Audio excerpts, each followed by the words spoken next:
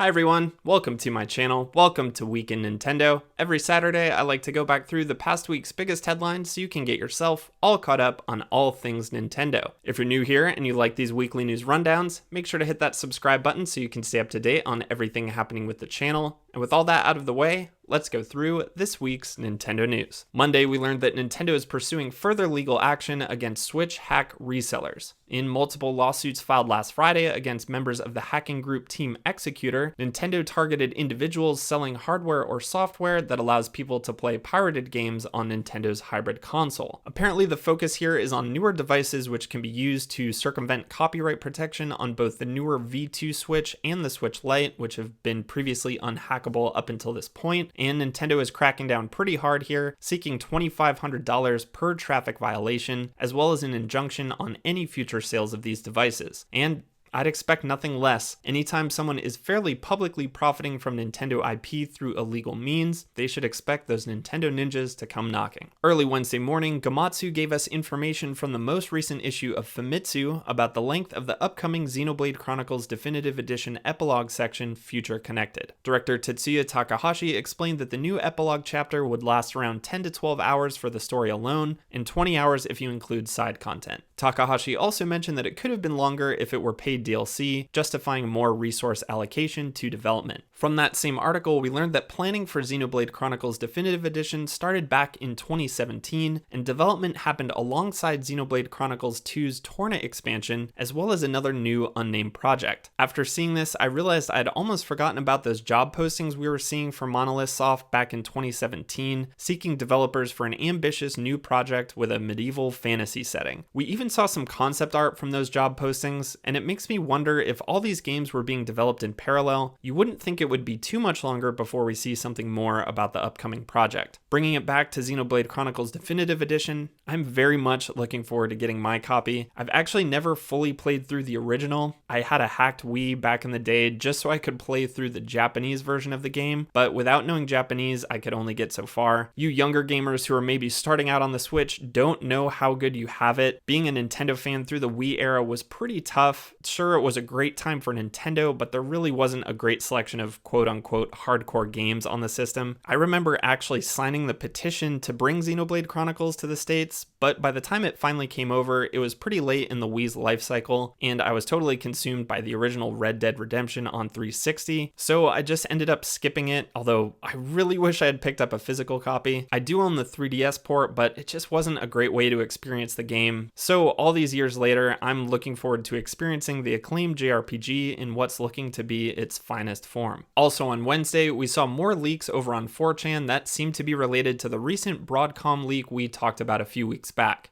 This time we're seeing the source code for Japanese versions of Pokemon Sapphire and Ruby, as well as the updated Leaf Green and Fire Red versions, along with full builds of the game in every language, debug versions, and translation documents that hint at remakes of Blue and Yellow. As far as what will come of all this, only time will tell, as it appears there's quite a bit to sift through here. Of course, you can imagine this making waves in the emulation or ROM hacking scene, but anything dealing with proprietary code is still legally actionable by either the Pokemon Company or Nintendo, and given both of those companies' track records when it comes to legal action, it's probably best to stay away from these. On Thursday, in an interview with Video Games Chronicle, Platinum Games' Atsushi Inaba and Hideki Kamiya spoke about next gen and the future for the studio. In the last question of the interview, Kamiya responded when asked if he was sick of fans asking where Bayonetta 3 is, saying he's happy to still see anticipation for the title, but fans should throw any concern about Bayonetta 3 being cancelled out the window. We were treated to the announcement of Bayonetta 3 at the 2017 Game Awards, a teaser where we really didn't learn or see much other than Bayonetta 3 is now in development exclusively for the Nintendo Switch, and since then the game has popped up on investor briefings, and it does at least look like the initial planned release date has been delayed, but I think it's important to remember how different things were for Nintendo back in 2017. Historically, Nintendo shies away from revealing games too early, but they seem to change that a bit around the launch of the Switch. We of course had the Metroid Prime 4 logo reveal, a project that has since been completely restarted, as well as Shin Megami Tensei 5 and that Bayonetta 3 reveal, which seem to be be shown at a very early development phase to drum up excitement about Nintendo's then infant console. Now we're getting reveals for big games mere months before they're ready, so as Kamiya said, I don't think there's anything to worry about when it comes to Bayonetta 3's development. I just think Nintendo was handling announcements a little differently back in 2017. Friday, we learned of more astounding Switch success from analyst Matt Piscatella, who tweeted that the recent NPD numbers show the year-to-date sales of the Nintendo Switch to be the highest of any hardware platform in US history. The previous record was held by, you guessed it, the Wii, with the same year-to-date period ending back in April 2009. There's no way to do this, but I think it would be really interesting to see what these numbers would look like if the bizarre situation we all find ourselves in hadn't happened, as sales of all three current-gen platforms, the PS4, Xbox One, and Switch, have increased by over 160% compared to last April. One last bit of news that I almost forgot to include: if you're looking for something to do this weekend, don't forget that Splatoon 2 is hosting a bonus Splatfest, one that revisits the first Splatfest of Ketchup vs. Mayo, and that kicks off on Friday, and that will go through until Sunday at 3 p.m. Pacific Standard Time. I'll certainly be participating again for Team Ketchup, but let me know in the comments below which condiment crew you're signing up for. And that does it for this week's Nintendo news, but before we go, it's time for 20 years ago today, where we take a look back at what was happening with Nintendo 20 years ago this week. This week we're covering the critically acclaimed follow-up to the genre-defining first-person shooter GoldenEye 007, Rare's Perfect Dark. Released on May 22nd, 2000, Perfect Dark currently sits at 97% on Metacritic and goes down as one of the absolute best games to release on Nintendo's 64-bit platform. In honor of the game's 20th anniversary, Nintendo Life put out an incredible deep dive into the story behind the game, which I'll leave in the description below. I highly recommend giving it a read. It was fascinating for me to get so much behind the scenes information for a game that I adored as a child, but have since come to appreciate even more as I have a better understanding of its influences and achievements as an adult. Now, I've never been a huge Bond fan. I loved the games and I played hours upon hours of GoldenEye with friends, but as a big fan of sci-fi at the time with shows like Star Trek and the X-Files, Rare's Spy-Fi follow-up to the iconic Soviet spy shooter felt so much more catered to my interests. I really enjoyed reading about the influences developers were leaning on at the time: X-Files, Blade Runner, Ghost in Shell, Metal Gear Solid, and Judge Dredd. And while a lot of those seem obvious to me now, they weren't so obvious to my much younger self. It was also interesting to be reminded that the game was set in the near future of 2023, so hopefully we're just 3 short years away from hover cars and laser guns that can shoot through walls.